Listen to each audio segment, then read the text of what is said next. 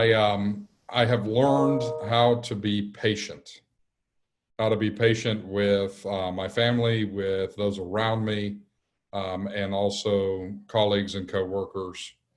It's an interesting time, and we have to be patient with each other.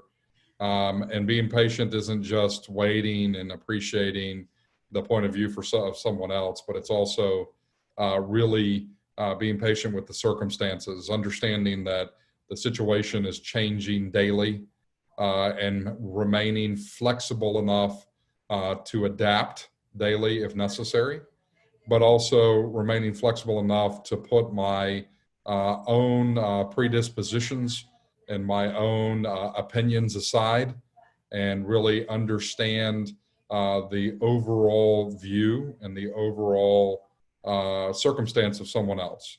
So for example, my wife and I are working from home together.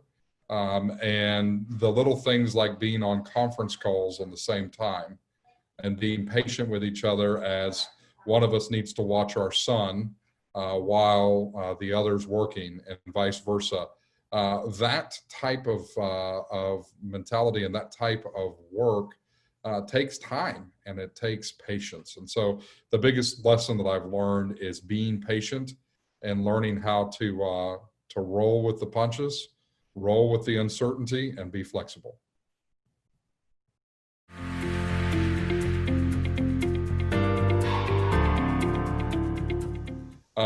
So professionally, I have learned that prioritization and focus are absolutely necessary to make it through this time. It's easy to work 24 hours a day. It's easy to wake up, do your morning routine, take your son or daughter through their morning routine, and then go right into work, and then not stop to take lunch, not stop to have any time with the family, pause, have dinner, and then go back to work, and then get a couple hours sleep and do it all over again. Because when we go to the office or when we're working outside of our homes, there's this line of separation, right? So there's that line of separation between when I leave the office and when I get home. When I get home, my brain is turned off, or really it's switched to that of my home life matters, to that of my son and my wife. But when you're working from home under these circumstances, you can't turn it off that easily. And so we have to make a conscious decision on how we focus our time, what we spend our time on, and what we prioritize in our lives. So the biggest professional learning that I have realized is that although we hear focus and time management and it's your choice and all these things that we hear from different people, it's absolutely necessary. It's absolutely necessary to focus our time, to spend time managing what we're working on and what we're focusing on, and really to take that time of separation, but also to take that time of celebration.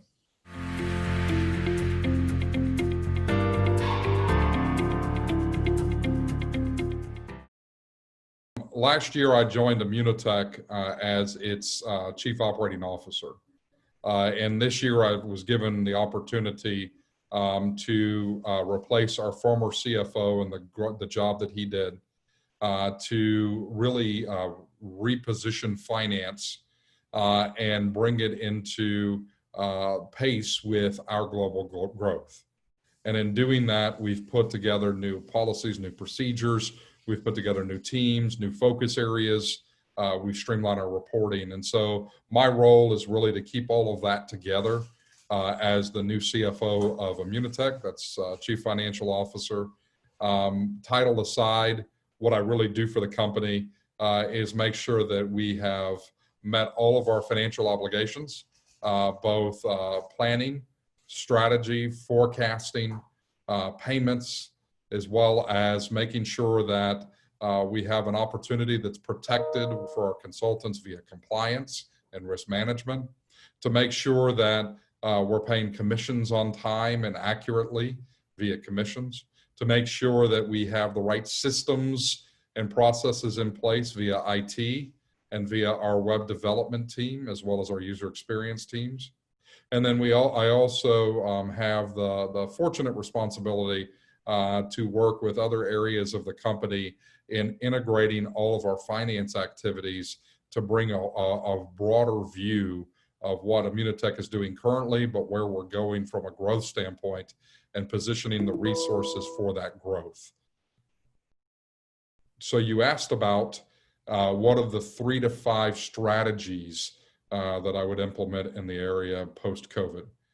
So the first and foremost is we need to make sure that we have the right members on the team in the right spots with the right amount of resources. And resources aren't just people, but they're also capital, they're also systems, they're also the right vendors and partners. So making sure that we have the right group of people in being resources, internal team, vendors, and partners to help us scale for growth, but also to help us focus on what's important. Focusing on what's important means saying no. It means saying no to all of the different ideas after we hear them out and after we evaluate them, so that we are utilizing the resources that we have in the right way to accommodate our growth, but also to make sure that we have the right company, the right culture, and the right opportunity to change lives in the field and to change the lives of our customers and consultants. So that would be the first one, having the right people and the right team in place with the right resources. And I believe we have that. It's not just channeling the resources to accommodate that growth. The second thing that I would do is, from a project standpoint, really to drill into what projects are we working on and what projects should we be working on. Part of that is prioritization, and part of that is understanding that we can't do everything all at once, nor can we not do everything that we want to do because we're constrained by market conditions. We're constrained by global economic conditions. We're constrained by public health conditions, all as a result of COVID. So understanding where our priorities are, where we want to go strategically, making changes to those priorities if necessary in response to public health and economic and market concerns, and then positioning our projects in relation to those priorities. And then finally, I would make sure that we have the right tools. Having the right tools is absolutely important, especially when people are working from home. It's one thing to be able to walk down the hall and speak with a colleague or interact with a colleague. It's a whole other thing to have to do a video conference or pick up the telephone and work through a problem. And our default setting in society in general is email and text messages. And email and text messages are great for information, but they're not great for problem solving. And tools are great for problem solving. So having the right tools and the right technology for us to be able to attack the problem or to attack a project or to undertake an initiative in an efficient way. So those would be the 3 things that I would implement. Right resources, meaning the right team in the right spot, engaging in personal and professional growth with our team and checking in on our teams and making sure that they're growing and have what they need to do their job. Second is aligning our projects with our priorities, understanding that priorities may change in response to global conditions.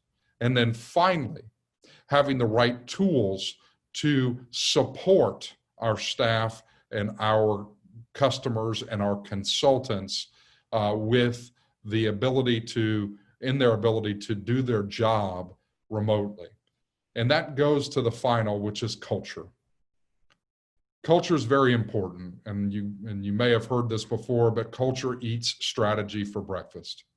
And in a time when we are at home, and a time when we feel somewhat isolated, or when we're having to homeschool our children, or having to juggle schedules with our spouses, where one spouse is watching a child while the other's on a conference call and vice versa. Checking in on each other is absolutely important. And so I would advise anybody in a condition like this that's constantly changing, to continually to check in on each other, to see how each other are doing. That goes miles. And it also builds those connections that are absolutely important for problem solving.